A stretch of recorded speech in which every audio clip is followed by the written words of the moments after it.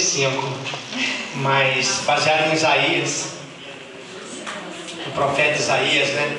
Os que esperam no Senhor renovarão as suas forças, subirão com asas como águia, correrão e não se cansarão, caminharão e não se fatigarão. Então estou com 15 anos. Graças a Deus, irmãos. Graças a Deus. Louvado seja o nome do Senhor. Que bacana. Eu fui escolhido por Deus para pregar nesta noite. Mas sabe por quê, irmão? Sabe por que Deus me escolheu hoje? Que Ele não tinha alguém pior. Que Ele cresça, que nós diminuamos e que o Seu nome seja glorificado na nossa vida e na vida de toda a igreja. Amém. Eu estava pensando esses dias, comentei com o pastor Jefferson. Ele, pastor Jefferson, eu não vou fazer mais apelo para alguns indivíduos. Opa, o que é isso? Deixa para lá, depois a gente entende. Mas, falei, pastor Jefferson, quando eu estiver pregando eu não vou fazer mais apelo não. O senhor faz o apelo no final. Porque tem uma galerinha aí que a gente vem anos e após anos e vem na igreja aqui, vai na igreja ali. E a gente pergunta a eles se eles querem aceitar Jesus. E eles nunca querem aceitar Jesus. Eles vão lá em busca da bênção, vão lá cantar, vão lá olhar as meninas, bater um papo, trocar uma ideia, quem sabe, mas com Jesus não querem nada. E Jesus é tão bom. Eu sinceramente, pastor Jefferson, eu estou perguntando a Jesus se Jesus quer aceitá-los. Porque eu acho que Jesus tem que aceitar algumas pessoas por aí. Como? O cara está lá no erro, no pecado. Está lá fazendo uma série de coisas. Pois tem bolo, né, Felipe? Bolo. Mas deixa para lá, depois a gente entende, né, irmãos? Mas aí a palavra de Deus diz assim, e o Senhor fala claramente no nosso coração: aquele que vem a mim, de forma nenhuma lançarei fora. Mas ainda que ele não venha, eis que estou à porta e bato. Jesus continua batendo na porta do seu coração nesta noite. Amém. Não tem jeito. Mesmo que eu ache que é Jesus que tem que te aceitar, mas o Senhor fala: não, meu filho, continue convidando. Eu quero que seja assim. Eu vim para que todos tenham vida e vida em abundância. Abra sua Bíblia em Efésios, capítulo 4, verso... Qual é o verso da juventude? Verso 15. Não é isso? Capítulo 4, verso 15. Aos Efésios, capítulo 4, verso 15.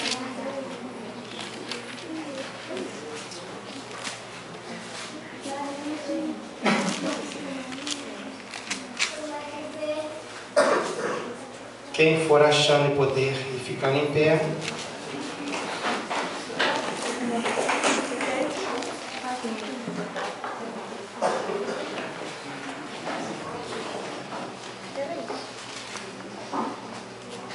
Algumas pessoas aqui estão sentadas. Amém. Aos Efésios, capítulo 4, verso 15, diz assim, irmãos: mas seguindo a verdade em amor, cresçamos em tudo naquele que é a cabeça. Quem é a cabeça? Cristo. Na tradução da Bíblia Viva está escrito dessa forma: em vez disso, seguiremos com amor a verdade em todo o tempo, falando com verdade, tratando com verdade, vivendo em verdade, e assim nos tornaremos cada vez mais e de todas as maneiras semelhantes a Cristo, que é o cabeça do seu corpo, a igreja. Podemos sentar. Se formos analisarmos todo o contexto deste texto do capítulo 4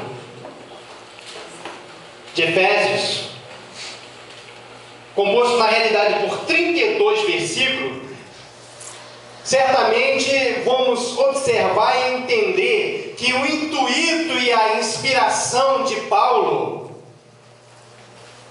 era não outro senão chamar os crentes de Éfeso a atenção quanto à sua vocação.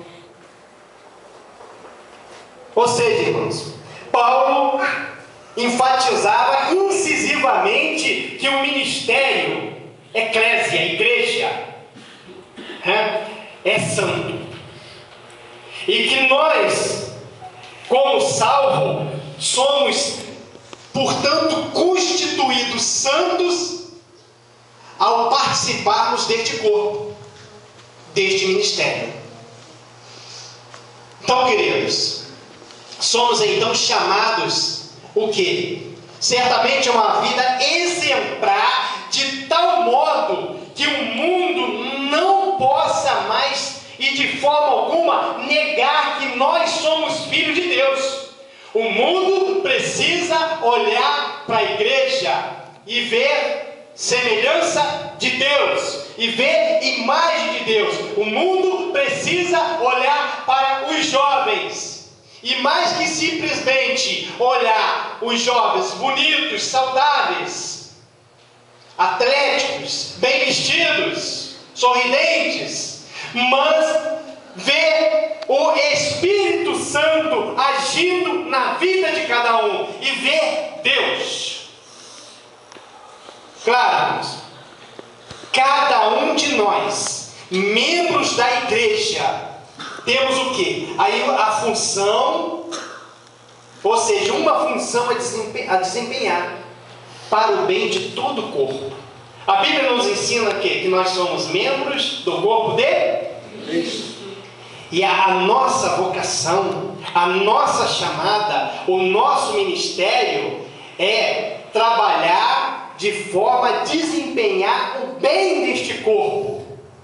E dos versos de 7 a 16, fica evidente, irmãos, quando nós lemos os versos 7 a 16, fica evidente que toda a responsabilidade e todo o poder são recebidos de quem? De Cristo, que nos concede os dons. Vejamos, se vocês quiserem me acompanhar, vou ler o 11, 12, 13, 14 e 15, que diz assim: e Ele mesmo concedeu uns para apóstolos, outros para profetas, outros para evangelistas e outros para pastores e mestres, com vistas ao aperfeiçoamento dos santos, para o desempenho do seu serviço, para a edificação de todo o corpo, de toda a igreja. 13. Até que todos cheguemos à unidade da fé e do pleno conhecimento do Filho de Deus, a perfeita varonilidade. Os irmãos sabem o que é varonilidade? Firmeza na doutrina verdadeira. Até que cheguemos à estatura da perfeita firmeza da doutrina verdadeira.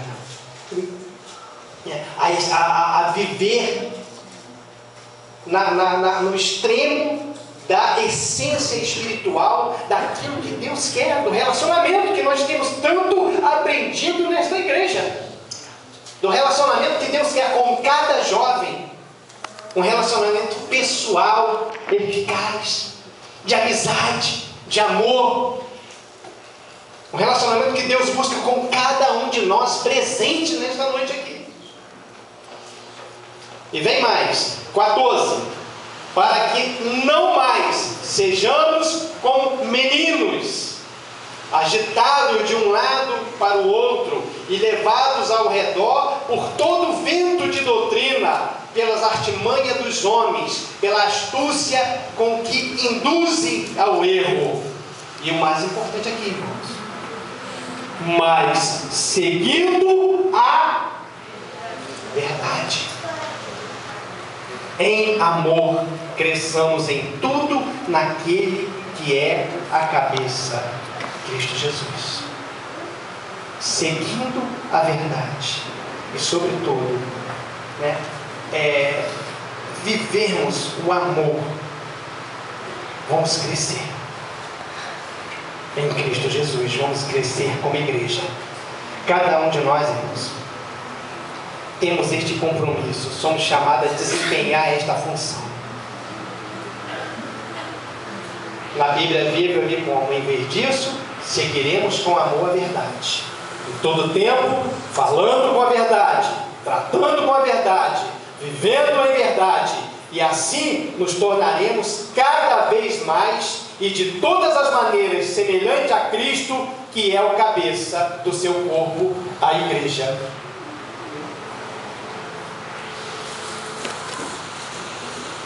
E como viver na verdade? Queria chegar um pouquinho essa mesa para frente.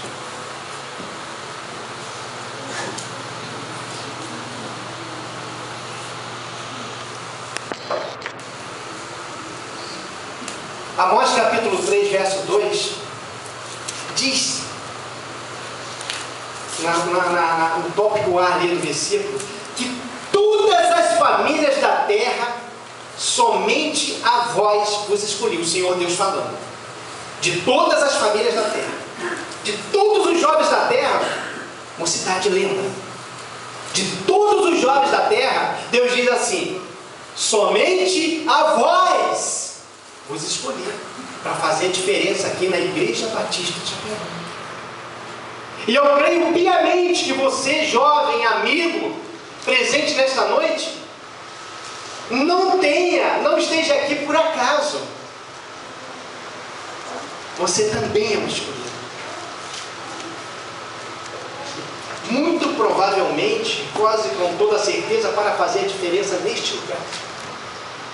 Porque algum tempo atrás, Felipe, Cezinho, Betinho, Delgado, Márcia, você era uma batata. E você era uma batata crua. E eu quero perguntar nesta noite, Jamil, o que é ser uma batata crua? Não me responda. O que é? Uma batata crua? É uma batata crua.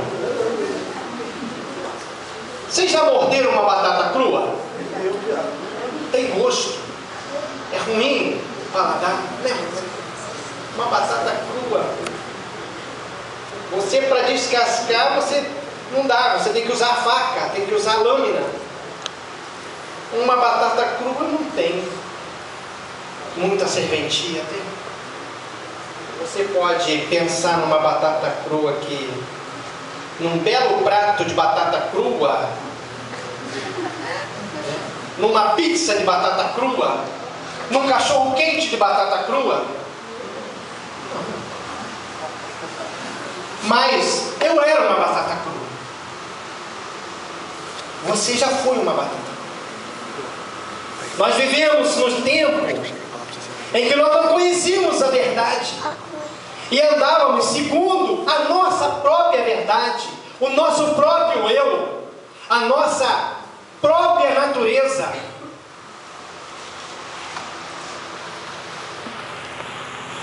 Em nossos olhos existiam escamas, irmão Valdemir, que não permitia que nós víssemos aquilo que realmente Deus tinha preparado para nós. E eu tenho visto e guardado para mim, todas as vezes que eu vejo o pastor Jefferson dizer neste púlpito, que Satanás, o nosso inimigo, coloca coisas boas no nosso caminho, para que nós não vejamos aquilo que Deus tem para nós, que é grande, que é eterno. E como uma batata crua, nós não conseguimos entender isso. Mas todo aquele que entende que uma batata crua não serve para nada, que não tem gosto, não tem paladar, ele entende que ele precisa aceitar Jesus. Ele entende que as escamas precisam cair. Ele ouve o Senhor batendo a porta do seu coração.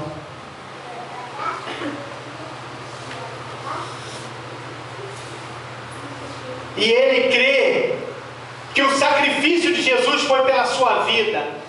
E ele abraça com todas as forças essa verdade, Hannah.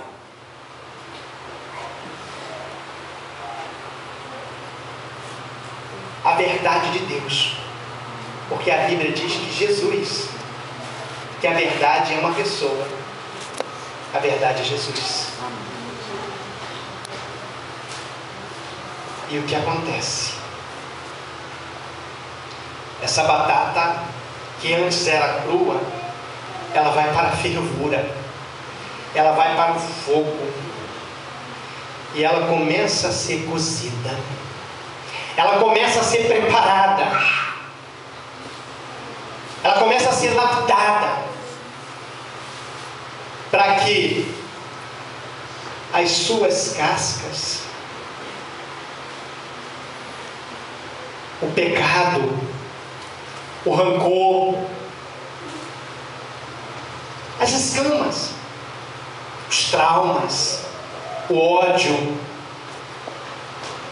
tudo aquilo que um dia te fizeram de mal e você não conseguia se livrar, e você não conseguia parar de pensar naquilo, e tantas das vezes você pensou em vingança, e tantas das vezes você duvidou até da existência de Deus. Agora essa batata está sendo preparada, as cascas estão saindo. Olha, Márcia, cada casquinha que sai dói, né? É preciso de renúncia, é preciso de determinação, é preciso de coragem, é preciso de compromisso, de andar com a verdade, de estar na verdade, de seguir a verdade, para que as cascas continuem caindo. É um processo. Todo processo é doloroso, todo processo dói, mas o Senhor Jesus diz assim: olha, no mundo vocês terão aflições, as minhas aflições. No mundo nós seríamos preparados como ourives prepara o ouro de uma pedra bruta para que se torne uma peça valiosíssima. É a batata. A batata que foi cozida, amoleceu, as cascas caíram, mas ela precisa ainda ser amassada. Deixa os teus olhos espirituais atentos. Ela precisa ser amassada, porque cada momento em que você tem o seu devocional com Deus, o seu momento de oração, o seu momento de entrega, o seu momento em que talvez você acorde de manhã e não sinta nenhuma vontade de caminhar, de ir para a igreja, de participar de uma escola dominical, ou você que faz parte de uma equipe de louvor, se aborreceu, se chateou com alguma coisa ou com alguém, eu não quero. Mas você vence a você mesmo, mas eu preciso me vencer, eu preciso ir. Você está amassando. Momentos em que alguém te injustiça, que alguém te calunia, fala mal de você, te despreza. Momentos você tem perda, Márcia. Ah, como é ruim perda. Como dói. Hoje, exatamente hoje, está fazendo um ano que eu sepultei a minha maninha, minha irmãzinha de 37 anos. Me lembro dos momentos que a gente ia junto para o Rio, para o hospital fazer tratamento, eu ia sempre junto com ela, ou ela ia para a escola, autoescola, fazer lições, ela fez lá no centro, e ela levava 2 maçãzinhas na bolsa, sempre uma para mim, uma para ela, e a gente dividia a garrafinha d'água no ônibus da Real Rio, e ela se foi, dia 25 de agosto de 2012. É difícil, né? Você chora. Quando você começa a se erguer, começa a se equilibrar. Aí eu tinha uma sobrinha linda. Ela estava no ministério de louvor da igreja dela. 22 anos, cheio de projetos, cheio de ideias. Um filhinho, um casamento. E um dia toma um ônibus e o ônibus cai do viaduto e ela morre. E a gente começa a procurar, ligar e achando que ela estava em algum hospital, não sabíamos que ela estava no ônibus e encontramos ela numa pedra, numa geladeira. Nem um ano. Mas a batata, ela é amassada. No mundo, nós teríamos aflições. O sol, ele brilha sobre justos e injustos. A lua, a chuva cai sobre o ímpio e sobre o justo. E Deus vai falando assim para você. Aqui é um processo, igreja. Aqui é um processo para vida que Deus tem determinado para cada um de nós. João, capítulo 14, se não me falha a memória, diz assim, que o Senhor Jesus foi preparar moradas especiais para todo aquele que se rende a Ele. Eu não sei porquê, não me pergunte, o Senhor sabe, porque o prazo de validade de um é menor, o de outros é maior, e porque uns vão mais cedo, outros vão mais tarde, mas eu só sei de uma coisa: Deus é bom. Deus é bom. E sabe o que me faz feliz? Por mais que tenha que ser amassado, é que quando você está na presença do Senhor, quando você levanta a sua mão para Deus, jovem, e nunca mais olha para trás, as promessas de Deus são na tua vida. E ainda que você sofra, ainda que você tenha perdas, você olha ao seu redor e diz assim: eu e minha casa serviremos ao Senhor, porque a minha irmã foi salva, porque a minha sobrinha foi salva, e eu tenho certeza, pela conduta e pela vida que elas tiveram, que elas estão hoje nos braços do Pai. Queridos, a vida é assim, mas a Bíblia diz que depois de ser amassado, nós somos temperados. E nós recebemos o óleo da unção de Deus todos os dias sobre a nossa frente.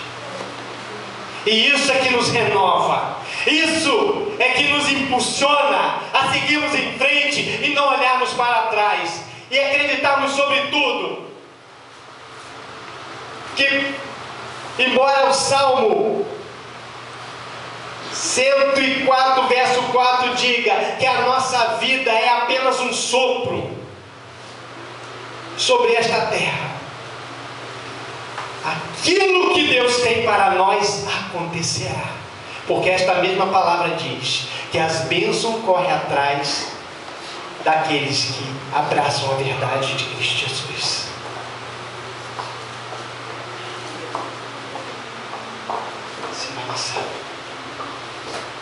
O sal é misturado, o óleo,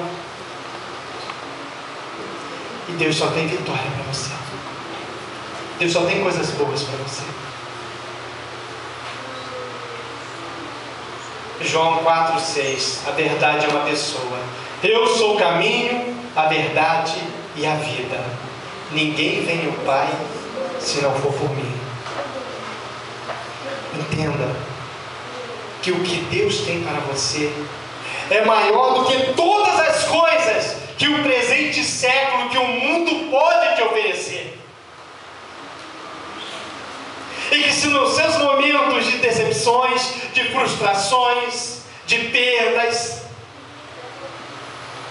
nada pode exceder aquilo que Deus preparou para você.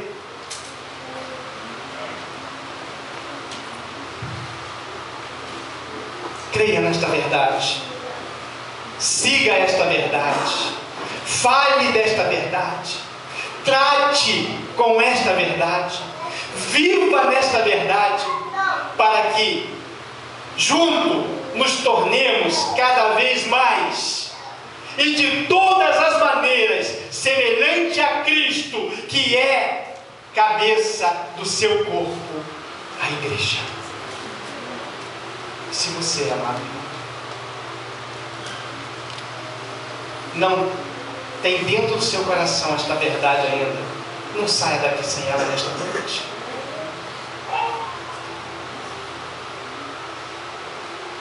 Não saia daqui sem ela nesta noite. Que os teus olhos espirituais estejam atentos e que todas as oportunidades que Deus está te dando aí agora, você abraça com firmeza. Certamente a tua vida vai mudar. Pastor Jefferson.